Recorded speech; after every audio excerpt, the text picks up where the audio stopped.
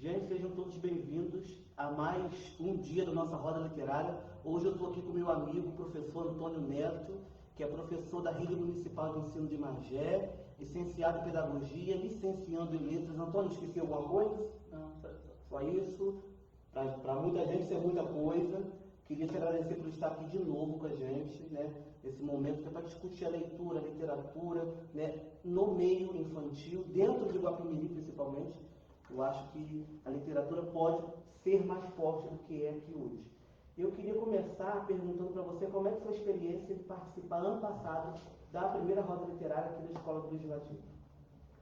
Foi uma experiência muito enriquecedora.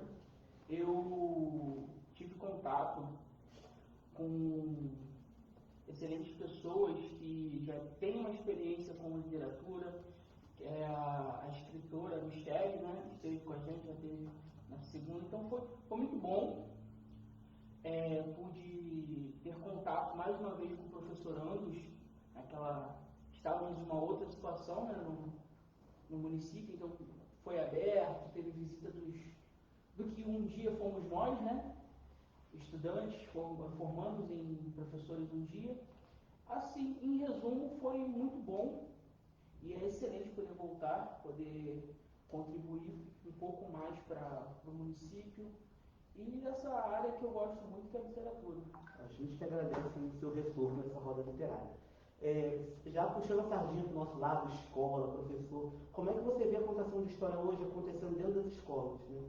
Eu já saí da educação há um bom tempo, né, ao meio de retornar, porque é um meio que eu gosto, né, da aula. Está naquele vucu-vucu com criança, com aluno.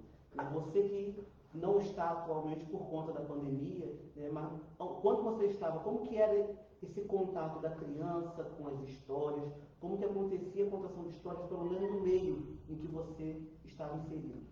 Assim, no meio em que eu estou inserido, a contação de história, ela existe. Existe até um profissional específico para isso, ele entra na sala uma vez por semana e ele faz o trabalho dele lá, muito lúdico, entendeu? Eu acho que a proposta é fazer com que aquilo seja muito atrativo para a criança, porque, ao meu ver, na grande maioria das pessoas, da população, no Brasil, né, isso é estatístico, nós não temos um contato muito grande, muito bom com livros. A média é que o brasileiro lê apenas um livro por ano. E isso é muito pouco. Chega a ser ridículo, muito. Então, eu acho que a estratégia das pessoas onde eu trabalho, e da grande maioria dos trabalhos que eu vejo, é uma contação de história muito lúdica, principalmente nos primeiros anos do ensino fundamental, para que a criança tenha a curiosidade para que possa entrar na literatura em si, passar a ter contato com livros, passar a ter a curiosidade, a entrar numa biblioteca, a buscar um livro de fato. Eu acho que é aquela pontinha para aguçar a curiosidade, o interesse. Eu acho que é isso que é movido nas crianças do município.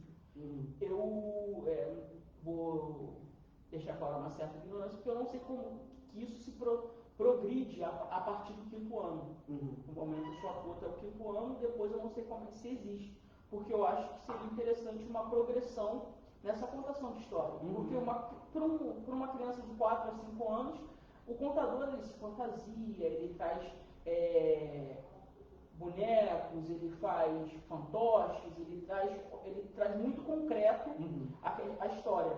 Mas quando você vai progredindo, a gente vai também progredindo a técnica. E eu acho que seria interessante esse acompanhamento da literatura em todo o ensino básico. Porque quando você chega para entrar numa faculdade, o bendito Enem, ele te cobra literatura. E se você não tem contato com a literatura desde cedo, você não vai ler Brás Cubas, você não vai ler o Curtiço, você não vai ler a Moreninha, você não vai ler tantos outros clássicos da literatura brasileira, porque você vai achar chato, essa é a verdade. Eu estava até conversando com um amigo, eu acho que a maneira que a escola insere esse tipo de livro, né, na vida do aluno, eu não acho correta, porque, pelo menos eu criei um trauma quando no 8º ano mandaram eu ler Dom Casmurro. Eu criei pânico de Machado de Assis e nunca mais quis ler. Eu voltei a ler Machado, eu tinha 25 anos de idade. Por mim, porque eu queria, eu tive a curiosidade, e hoje é meu autor predileto. Mas eu acho que falta ainda, no segundo segmento do ensino fundamental e no ensino médio, né, a introdução correta da literatura, né, a introdução correta desse tipo de literatura. Eu me lembro que, eu não sei, nas escolas que você estudou, pelo menos onde eu estudei, a gente tinha que ler a coleção Vagalume. Tinha alguns livros da coleção Vagalume, e eram livros que a gente gostava porque eram próprios para a nossa idade. Né? Eu acho que falta ainda. Antigamente se tinha esse cuidado, eu vivi isso. Meus professores do segundo segmento tiveram esse cuidado de escolher uma obra ou outra que era atraente para a nossa idade. Hoje eu não vejo isso. Eu vejo os alunos, meus sobrinhos e afilhados tendo que ler livros que eles não querem. A gente é que tem que ler, ajudar a fazer resumo, resenha, né? Aí complica um pouquinho a vida do aluno. Assim, a técnica de introdução à literatura na educação básica brasileira, ela está muito pobre, entendeu? Então o aluno, ou ele é aquele cara que é o ponto fora da curva e por isso ele gosta, ou no normal mesmo, no popular, no geral, não vai existir, entendeu? Porque o ensino público com relação à literatura parece que tem uma aversão. Hoje as pessoas preferem uma Netflix, um YouTube, e não há mal, a gente está evoluindo no tempo. Só que é importante você ter contato com as literaturas. Eu, por exemplo, eu fiz formação de professor de pedagogia, e até pedagogia eu tinha a mesma aversão que você aos clássicos da literatura brasileira. Não entendia do que os caras estavam falando, achava aquela, poxa, os caras escreveram no século passado, um português que a gente não usa, uma linguagem complicada, um texto denso. Então, realmente é complicado para o jeito que a língua evoluiu hoje, ler um português como o português de Drummond ou o português de Machado, é difícil. Então, eu passei a ser aficionado, a gostar da literatura brasileira, quando eu tive contato com um crítico literário, o material dele, estudei ele na Faculdade de Letras, que é o Antônio Cândido, que é um cara que fez diversos ensaios de crítica a diversas literaturas, diversos clássicos, brasileiros e não brasileiros, internacionais no caso. E a partir daí eu comecei a entender o que o cara estava querendo dizer quando escreveu o Curtiço. O que o cara estava, quais são os pontos relevantes de Memórias Póstumas, de Dom Casmurro e de todos os outros, entendeu? E a partir desse contato com o crítico que eu fui entender a importância e a relevância da literatura para a história.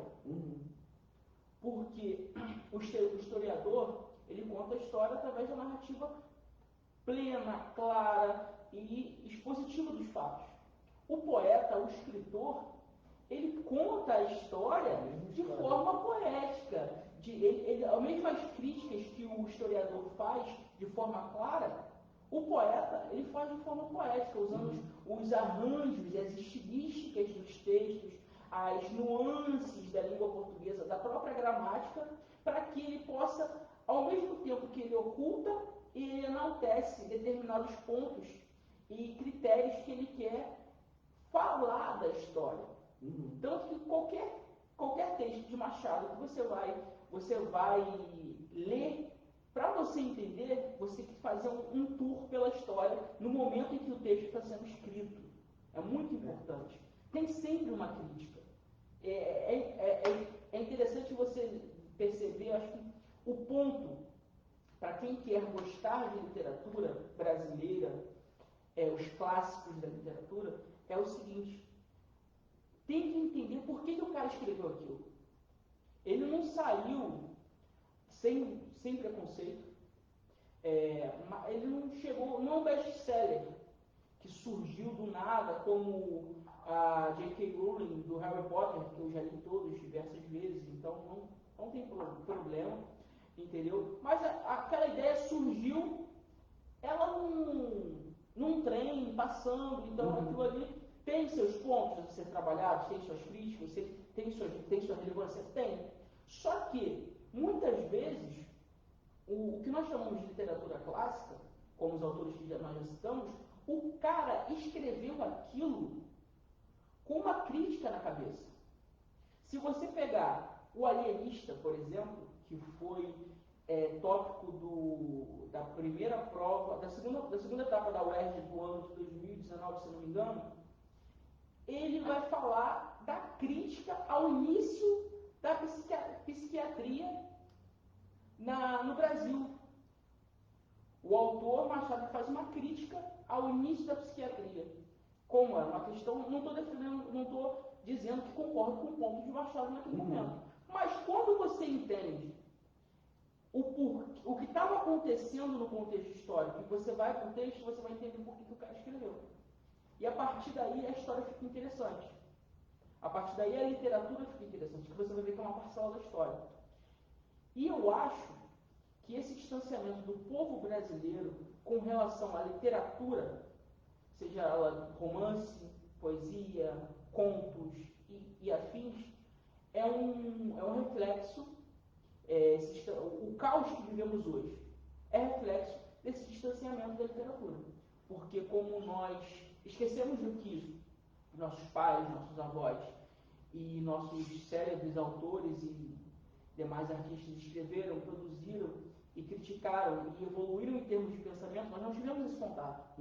Então é como se toda geração brasileira ela recomeçasse. Ela não parte do princípio de que a geração anterior evoluiu até aqui e a gente vai continuar. A gente rebuta toda vez. Então esse eu acho que é o grande desafio e a grande importância da contação de história.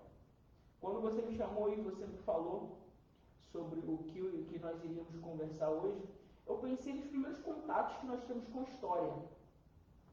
E a gente falou muito da literatura clássica, os textos, eu acabei de falar que eles estão impregnados de uma história. Mas eu, por exemplo, as primeiras histórias que eu tive acesso foram meus avós contando como era no tempo deles. Todos nós. Entendeu?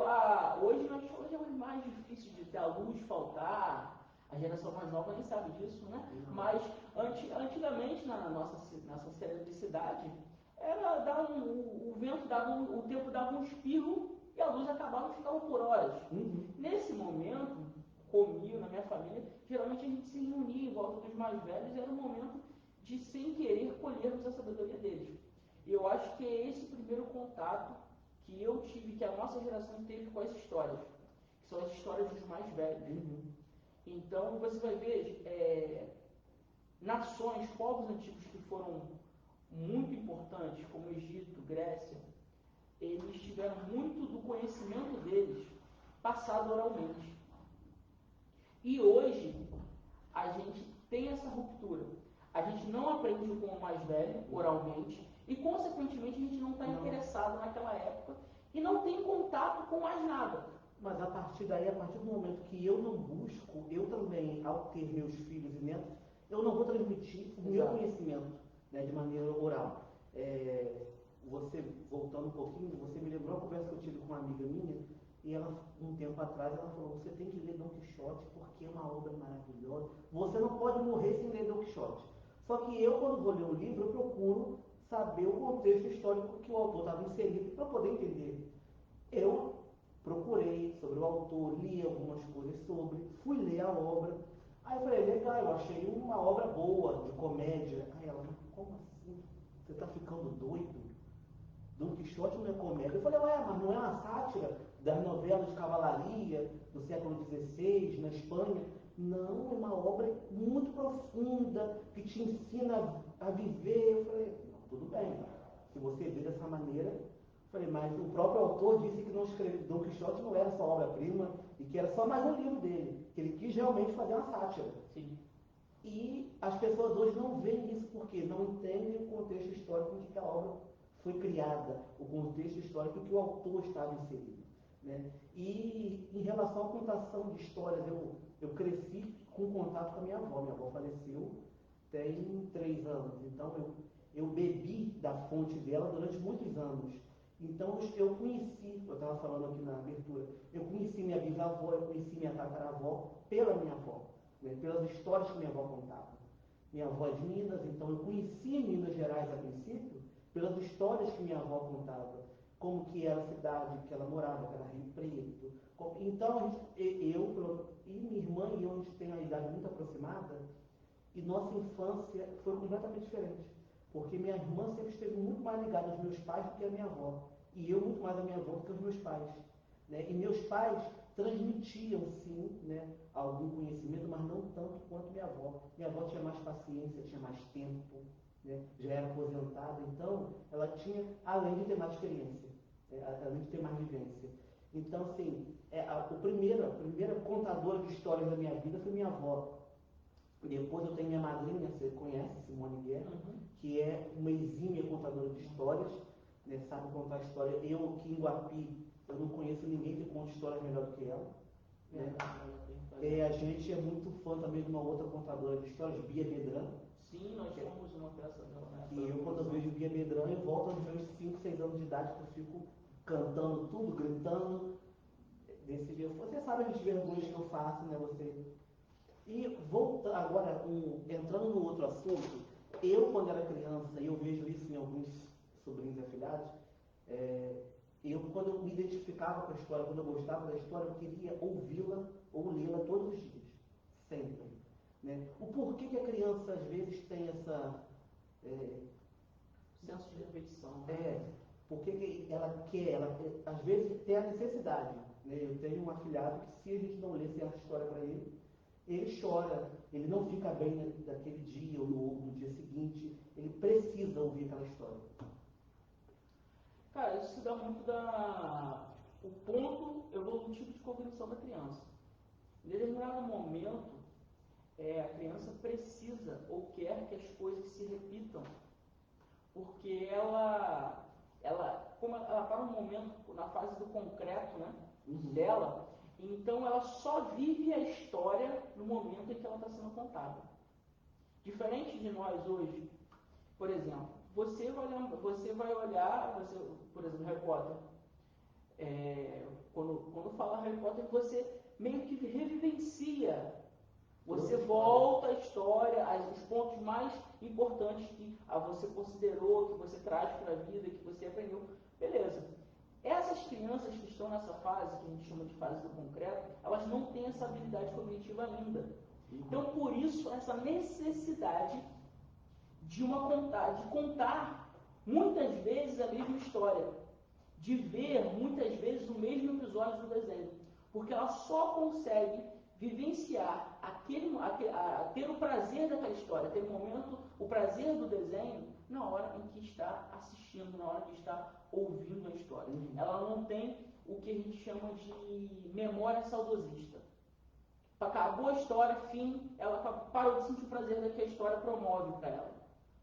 Então, chega um ponto que a cognição da criança evolui e ela passa a ter essa capacidade, então ela perde a necessidade dessa repetição constante. Entendeu? A conta de uma história, quero de novo. Então, quando ela rompe esse nível, ela quebra essa necessidade de repetição. Mas a necessidade de repetição nada mais é porque ela só consegue, no momento de evolução cognitiva, vivenciar a história apenas, ter o prazer da história apenas no momento em que ela está sendo contada, ou que a criança está lendo. Entendeu? Ela não tem essa capacidade regressiva de memória. A partir de que momento você acha que a gente deve começar a contar histórias para as crianças? Mas há quem diga que a mãe pode contar enquanto a criança está na própria barriga. Eu não tenho capacidade científica para dizer que a criança escuta aquilo. Mas, desde que a partir de uns 2 anos, eu acho que já é interessante que os pais leiam para a criança, para que a criança crie esse hábito. Porque é um meio de você conhecer mundos que existem e mundos que não existem. Entendeu? A fantasia é um gênero que eu gosto muito. entendeu? Fantasia épica, extraordinária, Tolkien é um dos meus autores preferidos, Senhor dos Anéis, uma das obras mais célebres dele, e outras, tanto que até hoje eu jogo RPG de mesa, hoje online, por causa da situação em que estamos, mas é tudo voltado à fantasia. Criaturas que não existem, como, por exemplo, elfos, os orcs, que não são mais tão bonitinhos. Então, o que acontece?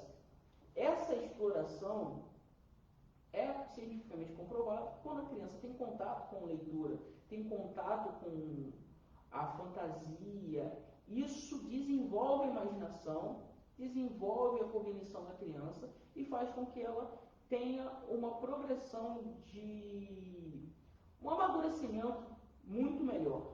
Essa é a verdade. Então, quanto mais cedo a criança tiver contato com livros, melhor. Entendeu? Hoje eu vejo muita gente, a criança, mêsversário, a criança não sabe nem o que está acontecendo, tá lá o bolo, um monte de adulto pateta batendo palma. Desculpa o pateta, mas é verdade, a criança nem sabe o que está acontecendo ali. Um ano gasta um dinheiro, uma festa, pô, gasta. Cara, preserva a natureza, compra um e-book ou um PDF e lê para o seu filho, lê para a sua filha, entendeu? Introduz ele, por quê? Mas eu não gosto, eu vou ensinar meu filho a ler, tem YouTube, hoje a informação está tudo aí. Só que nem tudo está no YouTube. As pessoas esquecem que quando você está numa faculdade, quando você... a questão da progressão social, ela está ligada à leitura. Então, se ela não começar com prazer, que são com as histórias em quadrinhos, os mangás, as histórias de heróis, essas coisas todas, se ela não começar para as meninas os romances, como Thalita Rebouças, entre outros, ela não começar como a gente começou com Harry Potter, né? Mas eu comecei com a Fantástica Fábrica de Chocolate. Mas está nesse meio, se ela não começar no prazer, quando chegar no momento em que você tem que ler um livro para um Enem, para um concurso, para uma faculdade, desculpa, você não vai conseguir. A verdade é essa. A importância da contação de histórias, a maior importância, é para que a qualidade de desenvolvimento social no brasileiro, no ser humano, ela se eleve. Por quê? Se você lê as coisas que você ama, você passa a ter amor à leitura. E quando você ama, você faz com muita facilidade. Mas quando não é um texto obrigatório, por exemplo, assim por dizer, você, já amando a leitura, o seu rendimento cai um pouco. Mas se você não tem leitura? Não tem rendimento. Não tem rendimento. E se não tem rendimento de leitura, desculpa. Nem todo conteúdo do Enem está em videoaulas no YouTube. Nem todo conhecimento de concursos está em videoaulas no YouTube. E mesmo assim, o que tem no YouTube é resumo, desculpa. Conhecimento não está em videoaulas no YouTube. Conhecimento está nos livros. Entendeu? Ali está o conhecimento puro, grosso, que você vai... O que você tem que colher é o que está nos vídeos. Então, se a sua obra-prima é o que está no vídeo, desculpa, o seu conhecimento é muito menor. Porque, exemplo, como você mencionou, você vai pegar um concurso gramática, língua portuguesa. Você pega um vídeo para falar de substantivo. O cara explica substantivo em 10 minutos. Você pega um livro para o mesmo concurso que o cara está se propondo a te ensinar, e esse livro vai ter pelo menos 15 páginas de conteúdo. Então, eu acho que só nesse quantitativo de 10 minutos para 15 páginas de livro, há uma disparidade muito grande. Há uma disparidade gigante em termos de conhecimento. E não adianta. Se você não lê por prazer, você não vai ler por obrigação.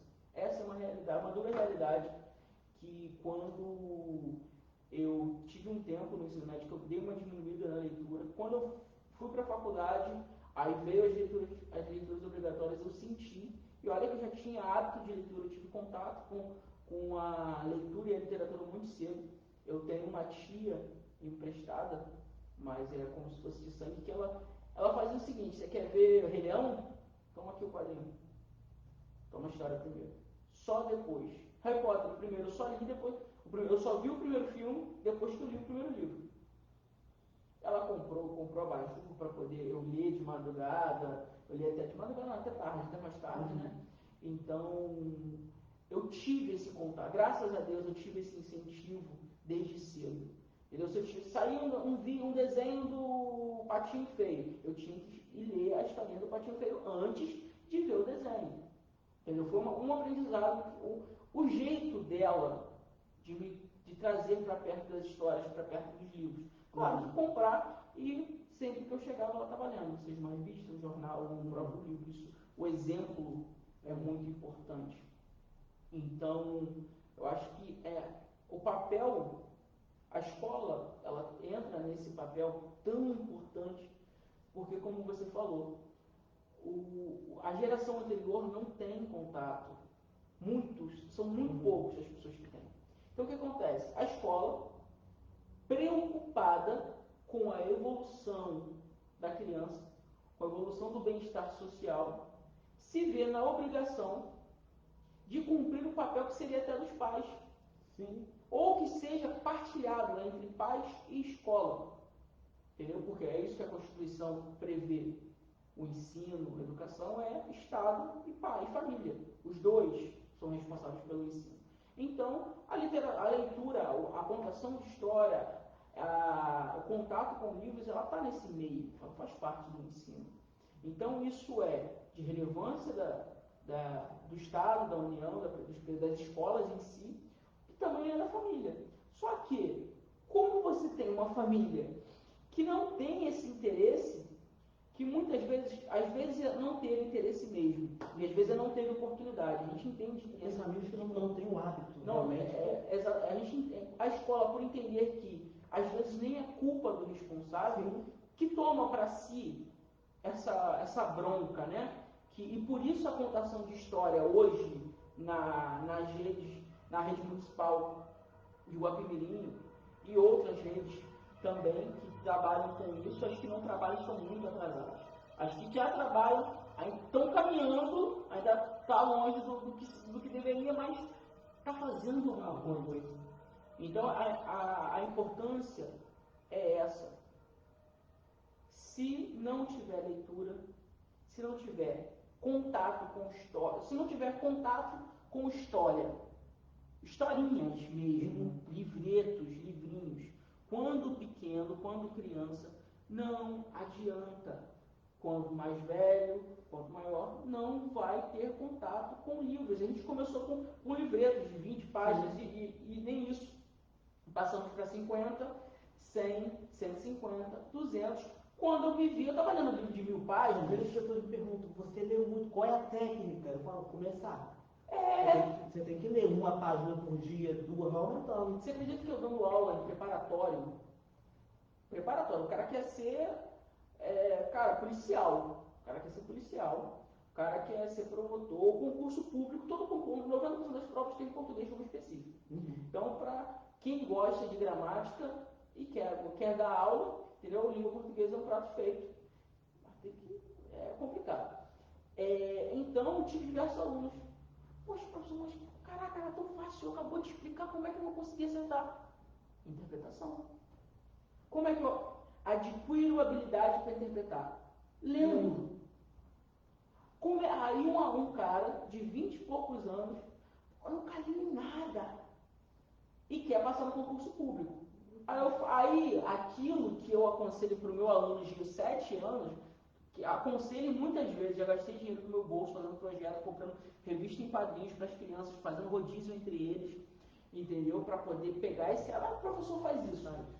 Entendeu? Eu confesso que quando eu fiz isso a primeira vez, eu pensei que a história do quadrinho da Turma da Mônica, que vende na banca, era R$2, mas eu vi, cara, quando eu pensei que tinha que comprar 30... Literatura no Brasil é cara. Quando eu pensei que tinha que comprar 30, o projeto para começar em agosto começou só em outubro, porque eu tive que dividir, né? O salário não dava para comprar tudo de uma vez só.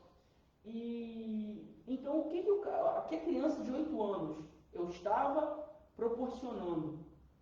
O que a criança fizesse com 8 anos, numa sala de aula, que muitos professores fazem, isso não é exclusividade minha ou nossa, eu tive que aconselhar que um aluno meu, de 29 anos, de 25 ou 30, não lembro a idade dele, começasse a fazer.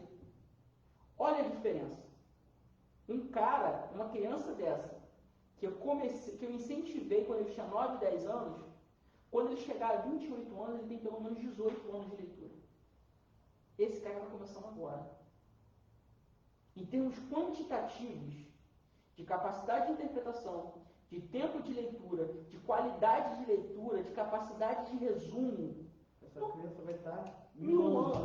Assim, é prática. Não que você que vai começar a ler hoje, com mais velho, não vai alcançar mais coisas. Só que você tem que entender que esse cara está 18 anos na sua frente. Com certeza. É simples. Por isso é importante. Porque a gente vê que a sociedade brasileira, ela está como? Celular, inclusive eu muitas vezes, mas muitas vezes eu estou preso ao PDF, graças a Deus. Então o que acontece? A criança está no TikTok, virou uma febre, ruim, bom, não estou aqui para dar questão de juízo de valor, mas dependendo do tempo que a criança gasta nisso, quando só existe isso na vida da criança, ou isso, ou YouTube, ou vídeos, ou desenhos só, está faltando. Porque você está treinando a sua criança, o seu filho, a sua filha, ou você mesmo está treinado a receber informação e conhecimento apenas com os ouvidos. E com a imagem que está sendo passada, ou seja, uma coisa concreta. A gente está formando uma geração assim. Isso. Quando você vê, ao invés de imagens, letras, que você tem que decodificar o que a letra está representando, entender a frase, o texto e o contexto do livro, para daí construir o cenário que o autor está descrevendo ali. Meu irmão, olha quantos processos cognitivos você já teve que fazer, que quando você vê um filme você não está acostumado a fazer. Está tudo ali. Você vai ver um filme de 1h30, tem pelo menos 100 páginas de roteiro, no mínimo. Uma cena que é passada em 5 segundos. Exemplo, eu vou falar de Harry Potter porque o Júlio é um aficionado por Harry Potter e eu conheço também. A cena que a J.K. descreve a sala da Umbridge no 5º livro, ela passa 30 segundos no filme. E ela é 1,5 página no livro. E eu podia dar outras questões. A gente fica 2 páginas entre a chegada do Dumbledore no alto da torre e a morte do Snape. E no filme é 2 minutos. Então, os vídeos, as animações, elas quebram processos cognitivos de imaginação. Quando você lê, você é obrigado a imaginar o rosto do Harry, o rosto da Hermione, o rosto do seu personagem. Eu lembro quando eu fui ver os filmes, a decepção que foi Sim. em um ponto ou outro, porque a gente vai lendo, vai imaginando, e aquilo pra gente é realidade, porque você leu, você imaginou, você fantasiou, é aquilo. Quando você vai ver, é outra coisa. E eu estou falando de uma autora que não é, academicamente, ela não é considerada detalhista. A J.K. ela não é considerada detalhista. Se você pegar um ator como Tolkien, que é mais conhecido como Senhor dos Anéis, Hobbit, que também virou filme, e tantos outros, cara, ele pega esse celular, ele pegaria esse celular, para ele descrever esse celular, ou só me descrever sentado aqui, ele demoraria umas 3 páginas. Esse era o texto do Tolkien. Então imagina você tendo que ter uma capacidade cognitiva de leitura, de interpretação, de agrupamento, de contexto do que você está lendo, aglutinado com a imaginação de construir esse cenário para que você entenda o que está se passando na história. Quem lê tem isso. Quem não lê não tem. Os vídeos, os filmes, as séries e tudo mais são boas, são passatempo excelentes. Só que a verdade é que eles quebram o processo cognitivo de imaginação do ser humano. E você entrou numa pergunta que eu ia te fazer, se é você vê a tecnologia agregando a leitura ou não. Valve e eu conversamos outro dia, em um outro evento, eu acho que a tecnologia ela vem para agregar quando bem utilizada, né? Mas eu não vejo hoje pais, ou pelo menos a maioria dos pais, utilizando a tecnologia de maneira apropriada a incentivar o filho a ler, né, a introduzir a literatura na vida da criança. Então, a questão da tecnologia é o próprio nome, né? Ela vem de um processo de avanço ou de melhoria de uma coisa que era feita assim para uma coisa que passa a ser feita de uma forma mais rápida, melhor, com mais qualidade, com um apanhado melhor. Então é o seguinte, a tecnologia pode ajudar no ensino? Tem tudo para aproximar a literatura das pessoas? Tem. Eu tenho livros em PDF que estão aí no acervo do MEC, no domínio público, né? E em outros sites de PDF que você encontra aí gratuitos, que eu não teria condições de comprar, e mesmo se tivesse condições, não estão mais disponíveis. Mas estão em PDF. Então, estão disponíveis em e-book e tudo mais. E hoje, eu posso ler um livro em qualquer celular. Há 15 anos atrás, a gente tinha que se enfurnar dentro de uma biblioteca. Era uma disputa para conseguir ler o livro que queria. Às vezes só tinha um livro, por exemplo, febres, como Crepúsculo, Thalita Rebouças. Eu falo o nome da Thalita porque eu não sei todos os títulos dela, tá, gente? Harry Potter, Senhor dos Anéis. Quando aquilo chegava, principalmente na biblioteca do Alcindo, a gente sofria. A gente tinha uma fila. A gente brigava, a gente corria um na frente do outro, tentava empurrar. É claro que era uma coisa amistosa, ninguém fazia guerra. Mas rolava aquela fila. Conversava com a bibliotecária para passar isso na desenrolava, entendeu? Porque éramos mais assíduos, combinávamos entre nós, no nosso grupo, quem ia pegar os lançamentos que iriam chegar. Então, hoje, você tem acesso a livros que sem a tecnologia você não teria. Primeiro, porque já não são mais produzidos. Segundo, porque muitas vezes são muito caros. Eu tenho um dicionário aqui de grego, que é a habilitação que eu faço na Letras, que, cara, se eu tivesse que comprar esse negócio, e não é é o de português, eu tenho o de francês, que é português grego, grego francês e grego inglês, que são os melhores e tal. Cara, se eu tivesse que comprar, não tinha como. O de Oxford, que é o de grego inglês, que é o melhor que existe, cara, mais de R$1.000. É muito caro. Não tem como. O de português são 5 volumes. Não tem condições. E o de português você não acha. Quando eu achei um volume, R$526. Usado. Sem foto. Não sei que condição que aquilo chegaria para mim. Mas, graças à tecnologia, eu tenho aqui acesso de um toque, um clique, como as muitas propagandas fazem aí. Então, a tecnologia, como a gente está falando de tecnologia digital, questão de celular, de mídias e tudo mais, como toda tecnologia, ela veio para melhorar a qualidade de vida do ser humano. Só que ela só melhora, de fato, a qualidade de vida do ser humano quando ela é bem usada. Entendeu? Você vai ver os farmacos, por exemplo, os médicos e assim, eles usados como prescrição médica, tudo certinho, cara, vai melhorar a qualidade de vida, ou vai curar a sua doença, ou vai sanar, amenizar o seu problema.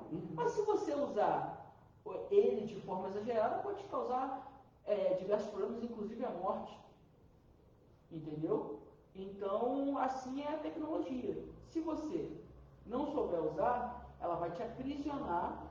E nesse caso, como estamos falando de literatura, ela vai te levar à morte intelectual. Porque o Antônio Cândido disse, ele escreveu um conto não, mas é um texto, uma proclamação, né, que diz que o direito à literatura, que isso não, ele diz que isso deveria estar em lei. Porque a gente acha que tem direito a isso, aquilo, mas a gente tem direito à literatura. A gente tem direito a conhecer Mozart, Beethoven, Copérnico e tantos, Shakespeare. Cara, eu posso contar nos dedos de uma mão amigos que conhecem Shakespeare, que tenham tido contato com alguma coisa do cara. E, assim, eu considero que quem não teve contato com caras como esse, obras de Shakespeare, Alexandre Dumas, que fez os Três Mosqueteiros, por exemplo, a gente conhece as obras de filme e tal, mas a gente conhece o texto. E eu acho que é um crime, porque eu acho que esses caras, tanto na música, quanto na arte, quanto na própria literatura, esses caras são a prova de que nós podemos produzir coisas maravilhosas. Entendeu? A gente aprende muito na escola, história, geografia, antigos estudos sociais, sobre as guerras, as invasões, as revoltas, as rebeliões, mas a gente não aprende que quando a gente estuda o iluminismo, a única coisa que a gente aprende, pelo menos foi o que eu vi na escola, que era a separação da ciência e da religião. Mas a gente esquece tudo, toda a arte que o iluminismo trouxe. Toda a evolução de técnicas de pintura, de todas as outras coisas, de produção de textos e tudo mais, a gente esquece. Então eu acho que quando você olha para a humanidade e só vê aquilo que a gente está acostumado a ver nas escolas em relação à história e geografia, que é guerras, invasões, revoltas, a velha geopolítica, atual ou antiga, e esquece das maravilhas que a gente criou, que a humanidade criou, nós nos tornamos seres humanos piores. A gente, sem esperança na humanidade, a gente acaba por não fazer nada de bom, porque a gente acredita que não tem nada de bom. O que tem é guerra, um falando isso, o outro falando aquilo outro, mas a gente esquece que no meio disso tudo tinha um cara lá produzindo uma música excelente, tinha um cara lá escrevendo uma história excelente. E hoje não é diferente. Não. Se você for ver a literatura atual, entendeu? As composições poéticas, a poesia brasileira está muito em alta, apesar das pessoas muitas vezes não terem contato, mas a poesia brasileira está muito alta, tem muita gente produzindo, entendeu? E isso vai ajudar pessoas no futuro a entender o momento que a gente vive. Porque esses autores eles escrevem com uma ideia, com uma crítica, com um tipo de pensamento. E são obras lindas, só que a gente acaba não tendo contato com isso. A gente só olha para o lado ruim, para as coisas. E, mais uma vez, isso é consequência do distanciamento à leitura, do distanciamento à história. A gente está muito condicionado eu vejo isso na educação, né, porque eu sou da educação, não estou hoje, mas eu trabalhei no pré-vestibular, a professora de literatura ela teve que se ausentar. Perguntaram se eu não podia pegar a literatura. Eu falei, gente, mas eu não sou de letras, eu não sou de literatura. Não, mas você é de história, tenta, vai. Eu falei, vou estudar e vou ver o que eu vou fazer. E aí foi que eu acabei me encantando pela literatura, porque eu falei, gente, eu consigo aprender história através da literatura e literatura através da história. E isso a gente não aprende. Não. Isso não é passado para a gente na universidade. Poucas. Você imagina, dentro de um ensino médio, que o tempo de literatura já é reduzido, nem é reduzido, porque hoje em dia acho que nem tem mais tempo para literatura. Não tem tempo específico, apesar de... Um tempo atrás teve tempo específico para literatura, agora glutinou de novo, juntou com língua portuguesa. Para você ver como mas essa literatura ela era mais produção textual do que literatura em si. Entendeu? Os professores usavam esse tempo quase que obrigatoriamente, principalmente no ano final, né, para ensinar a fazer uma dissertação. Não, porque eu tenho alguns colegas que são de letras, minha irmã e minha mãe também são de letras, e sempre então sempre eles usavam o tempo de literatura para a literatura. Né? Eu tenho uma amiga, uma comadre, que o diretor queria que ela trabalhasse produção de texto. Ela falou, a matéria não é produção textual, é literatura, então eu vou lecionar literatura. Né? Para você ver como que, não, vamos tirar a literatura, vamos ensinar o cara a escrever. Ele não tem que entender, ele não tem que saber, ele não tem que conhecer as obras literárias, ele tem que saber escrever, tem que saber dissertar. Como é que você sabe dissertar se você não conhece o universo que a literatura pode te apresentar? Você tem conhecimento de mundo. Esse, hoje, é o ponto de empacamento do desenvolvimento da língua portuguesa junto com a literatura no Brasil. Porque você tem aquela coisa, aquele metáfora. Ensina gramática, ensina linguística. Ensina gramática, ensina linguística. O que vale é a gramática normativa ou o que vale é a evolução linguística mais a literatura. Entendeu? A verdade é essa, a gente ainda não conseguiu criar um curso progressivo na educação básica de língua portuguesa que consiga preparar o ser humano, o cidadão, a criança, o adolescente, o adulto, para ser capaz, minimamente, de ter o domínio da gramática básica e o conhecimento básico de literatura para que nele se forme um senso crítico. Ou você vai ter um, ou você vai ter outro. A mesma coisa são as universidades. Entendeu? Eu estudo, graças a Deus, uma das melhores universidades do país, mas ainda assim, nós tendemos mais para a questão linguística, para a questão gramatical, para a questão literária, e não tanto para a questão gramatical. Entendeu? E muitas faculdades são assim. Outras já são completamente oposto. Não existe um equilíbrio, ou você tende para um lado ou você tende para o outro. Mas o equilíbrio seria o melhor ponto para aqui. Por quê? Às vezes a gente tem esses problemas na sala de aula. O professor fala, não, porque não é errado falar assim. Mas se você escrever assim no texto, o negócio fica moço.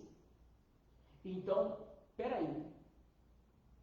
Eu tenho que entender que na fala eu tenho uma certa liberdade.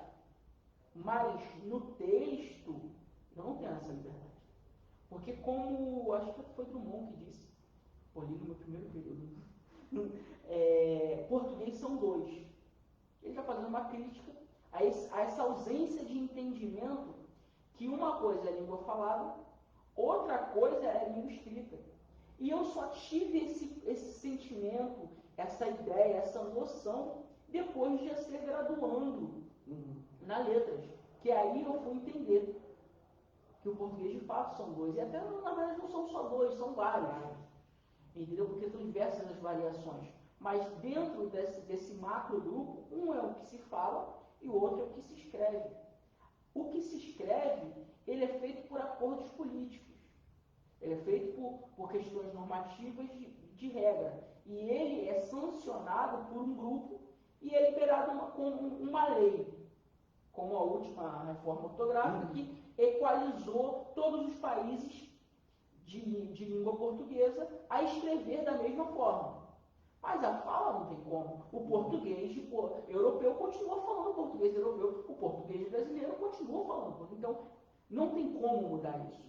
Então, quando você, se na escola eles conseguissem, logo no primário, que é o antigo primário, né? Logo no primeiro segmento do ensino fundamental, a criança já tivesse essa noção, se na hora da alfabetização eu conseguisse implementar aos poucos, isso é progressivo e gradativo, na mente da criança, que uma coisa é o que ela fala, outra coisa é o que ela escreve, nós teríamos muito menos problema. Entendeu? Claro que isso, quando eu falo, não estou falando que nenhum professor faz isso. Eu conheço professores que fazem, que têm que fazer essa dinâmica. Eu, na alfabetização, graças à formação que tenho, faço isso. E outros também fazem. Não sou único, nem melhor. Isso, com certeza, tem muitos professores que o fazem. Só que é uma questão de estar escrito lá na lei, estar escrito no currículo base. Entendeu? Hoje a gente briga por muita teoria. Teoria de alfabetização tal, teoria de alfabetização aquilo, e a gente não decide nada. Não. Entendeu? Porque tudo fica na teoria, mas o que funciona? É jogar gramática no início, joga gramática, pesa tudo, porque a criança tem que saber, depois vai progredindo o senso crítico na criança, cada um vai ter uma opinião. Mas o que tem que ser decidido é escolher um ponto e ir. Só que a verdade é que o Brasil está muito polarizado. Politicamente falando e ideologicamente falando. E mais uma vez, em minha opinião, é por causa do distanciamento que nós temos da nossa própria literatura. Entendeu? Porque nós não amadurecemos. A verdade é que, se você não concorda comigo, eu não suporto te ouvir. Entendeu? Se eu não concordo com você, você também não suporta me ouvir. Você não me tem na rede social. Embora, no contexto, sejamos amigos, estudamos juntos e tudo, mas se por um acaso, em termos mais claros, eu fui para a direita e você para a esquerda, ideologicamente falando, nós não nos falamos mais. Se eu candidato é X e o meu é Y, acabou a situação. Então, a ausência de leitura, ela breca o desenvolvimento do senso crítico no ser humano. E com isso, a capacidade de discernir que eu posso discordar de você, mas eu tenho que lutar junto com você, não com você, mas junto com você, pelo direito de discordarmos um do outro. Porque isso é importante. Isso é democracia. Então, se você os caras conhecessem literatura, você vai ver que essa luta, ela não é brasileira só, ela é mundial. Então, quando você está preso, você entende isso, você tem esse conhecimento de mundo, que muitas vezes os vídeos não vão te dar, os desenhos não vão te dar, você é maduro, você é um ser humano melhor. E posso estar puxando, como dizem para o jabá para o meu lado, que eu sou da letras, e para todos que o são, mas, sim, grande parte dos problemas que temos é do distanciamento que o brasileiro tem da literatura, que o brasileiro tem da leitura cotidiana, do acesso a saber identificar a informação de forma correta. Então, tudo isso faz com que estejamos onde estamos. O problema, um dos problemas, é a falta de desenvolvimento social do brasileiro. Um deles é o distanciamento à literatura, a textos, a livros, a conhecimento, de fato, não só informação. E por isso a escola vê como de suma importância a contação de história para aguçar o que a criança, aguçar no coração da criança a curiosidade de mergulhar em livros como esses que estão aqui, para que eles possam conhecer um mundo que os vídeos por si só não mostrariam. Então, já que no início do encerramento, né, já que a gente tem liberdade na fala, tem idade para contar, para ouvir história? Ouvir história é coisa de criança ou é coisa para levar para a vida toda? Cara, ouvir história é para a vida toda. Eu acho que depois que é plantado a sementinha no coração do ser humano de gostar de ouvir histórias, você vai querer ouvir história a vida inteira. Eu sou assim. Eu tenho essa. E é engraçado, e às vezes eu jogo RPG, e RPG é um jogo que tem um cara que te descreve um cenário. E ele está contando uma história para você, e você constrói aquele cenário na cabeça. Até hoje, às vezes eu não estou jogando, mas eu ouço, enquanto faço alguma coisa, eu ouço um podcast de um jogo. O cara está contando um cenário, escrevendo um cenário, e eu estou ali ouvindo. Então, assim, ouvir histórias é para a vida inteira. Você para de ouvir histórias quando você morre. Essa é a verdade. Até porque, venhamos e convenhamos, quando é a história da vizinha, todo mundo quer saber. Entendeu? É bem desse jeito. Quando fulano, tu não sabe o que aconteceu com ciclano. Aí não me diga, não me conta. Ali já é uma história. Não deixa só. Eu sei que não é uma literatura, não é um conto, mas é uma crônica. Existe um gênero literário para esse tipo de história. Então, para a verdade, eu acho que nós estamos acostumados a ouvir histórias. Só que quando encaderna ou em livreta e passa, isso aqui é literatura brasileira, ou isso aqui é literatura, mais difícil, vira um ser de outro mundo, antagônico, um monstro que a gente não consegue. Mas se a gente vê uma historinha no WhatsApp, no Instagram, Rapaz, qual é o nome do status temporário do Instagram? Story. Então, meu irmão, cara, a gente está acostumado a contar histórias e a ouvir histórias. Só que a gente não tem consciência disso. A única diferença é que às vezes a gente não olha a história mais formulada, mais de um outro nível, de um outro ponto de vista. Essa é a diferença. Então o que acontece? Todo mundo já contou ou já viu história. Nem que seja a história da vizinha. Sim. Então, mesmo que pequena, essa semente está dentro de você. Está dentro de qualquer um. Então, você tem que fazer essa semente germinar. Para quem é menor, se torna mais fácil, por conta tem menos responsabilidade da vida, mas quem é maior pode ser um ponto de prazer, de relaxamento. Eu acho que muita gente tem um livro na cabeceira da cama e ele vai lendo aquele livro ao longo do ano, ou alguns livros, e aquela meia hora, aquela uma hora antes de dormir, é o ponto de relaxamento dele. Se ele não fizer, ele não dorme. Então, às vezes, você que está na correria do dia a dia, e você se identificou agora que, você ouve a história da vizinha, você fica passando os stories, os status dos outros nas redes sociais. Então, você tem acesso à história, você ouve histórias. Então, você pode ter esse acesso a esse livro, e esse acesso ser um momento de paz na sua vida, um momento que você se desliga da sua realidade turbulenta e você submerge em um mundo que a verdade é que você submerge no mundo que você escolher. Tem romance policial, tem romance que é só romance mesmo, entendeu? Tem aventuras, seres fantásticos, livros motivacionais, tem tudo quanto é gosto. O que você gosta da sua vida, pega o filme que você gosta, a série que você gosta, vai ter um livro que fale de coisas semelhantes, e eu te garanto que muito melhor trabalhado do que muitas séries e filmes. Então, não existe idade para se começar a contar ou ouvir histórias, e não existe idade para parar. Não tem essa de não, sou das crianças, vou ouvir história. Ouve que você vai relaxar, você vai poder aprender.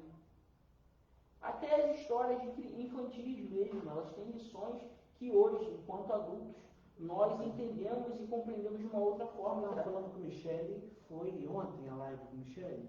Foi ontem. Eu falei com ela, até hoje eu leio histórias infantis, eu gosto de ouvir histórias infantis, porque a gente aprende. Né? Sempre, a história infantil, não toda ela, a gente também não pode generalizar, tem história que é escrita porque o autor, teve um ensaio, escrevi história bonitinha, eu escrevi porque eu gosto do assunto, mas tem história que tem um fundo moral, que traz um ensinamento. Então, e o ensinamento não é só para a criança, é também para o adulto. Né? Eu sempre falei lá em casa, enquanto professor, eu aprendo mais lecionando do que eu aprendi na cadeira da universidade, na cadeira da escola. Né? A gente aprende, os alunos não têm noção do quanto a gente aprende com eles. E eles achando que a gente está ali de detentor só. Exatamente, a gente só está ali para ensinar. Não dá para fazer mais nada. Eu falo que não tem universidade melhor do que a vivência, né? Do que você passar na carne aquelas situações. Visando, né, o incentivo à literatura, incentivo à leitura, a Câmara Municipal de Guapimirim promove todo ano o projeto do Imaginação, a gente está fazendo um merchan aqui em cima, né? O projeto de doação de livros para crianças do primeiro segmento de ensino fundamental e educação infantil. Todo ano nós sorteamos 2 escolas onde acontece a culminância e esses alunos recebem livros para ir para casa. A gente promove o evento na escola, os alunos depois eles criam um clube de leitura e para ampliar esse acervo literário, né, o repertório literário dessas crianças. Eu queria, né, já te agradecendo por estar aqui com a gente hoje, por estar de novo, né, nessa casa de leite, nessa roda literária. Pedir para você deixar um recado aí pro pessoal, né?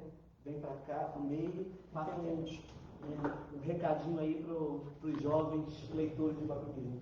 Então, gente, boa noite mais uma vez, né? Agora falando mais diretamente. Obrigado para quem está aqui até o momento. Obrigado para quem assistiu tudo. E lembre-se, nós somos construtores de histórias e pessoas que viveram antes de nós também estão em contato com histórias e construíram histórias. É importante que você leia e que você tenha acesso a essas histórias, porque é um direito seu, um direito sumário à literatura, à contação de histórias e ao conhecimento. O livro, ele vai te levar aonde muitas vezes os seus pés não vão alcançar. Isso é clichê, já ouvi muito isso, mas é uma realidade. Você pode ser muito melhor se o livro fizer parte da sua vida. Esse é o meu recado para vocês. Leiam sempre.